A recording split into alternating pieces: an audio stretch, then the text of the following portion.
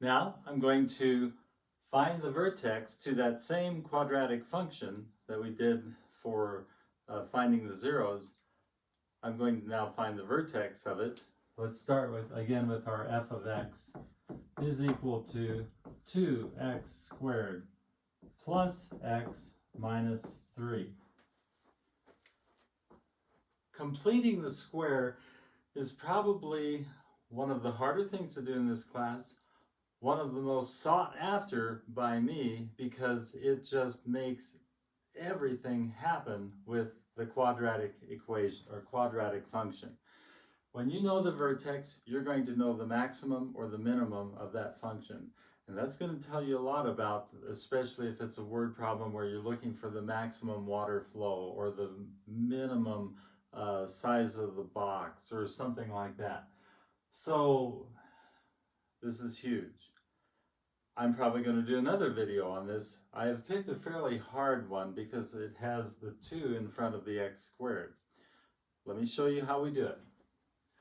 Completing the square means I'm going to basically focus on the first 2 terms of the quadratic.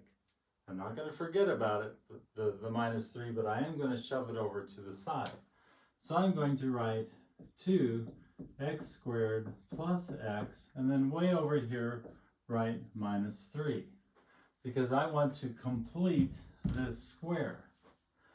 I can't complete it until I have x squared by itself. So I'm going to take 2 and factor, I'm not going to divide by 2, I'm going to factor it out. I'm going to write it as 2 times x squared plus 1/2 x. I'm going to draw parentheses. Here's my minus 3. I have not changed this equation or this function in any way. All I've done is suck the 2 out of these 2 terms. To do that, I had to change this to a 1/2. Check your work. Is it true that 2 times 1/2 is equal to 1? Yes. There's that 1. It's an understood 1. So now I take this number and I'm going to take half of it and then square it. So I'm going to take half of 1/2. Well, 1/2 times 1/2 is 1/4. And now I take that and square it and I get 1 over 16.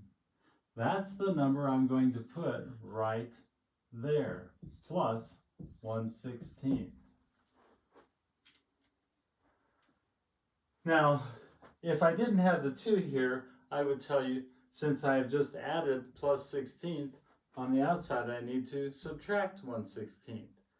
But the 2 is there. 2 times 1/16 is positive 2/16, or 1/8. That's what I have added on this side.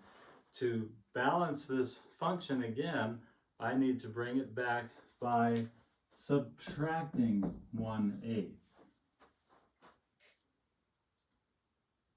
You can think about it, you can pause this, think about it, make sure it works, but that's true.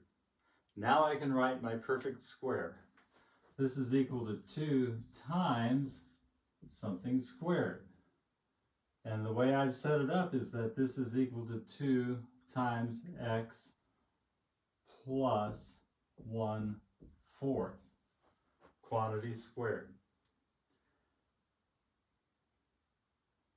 The 1/4 times the 1/4 is going to give me 1/16. 1/4 plus the 1/4 is going to give me 1/2, which is there. And that's equal then, now it's time for me to change this minus 3 to minus 24/8. So this becomes minus 25/8. This is minus 24 over 8.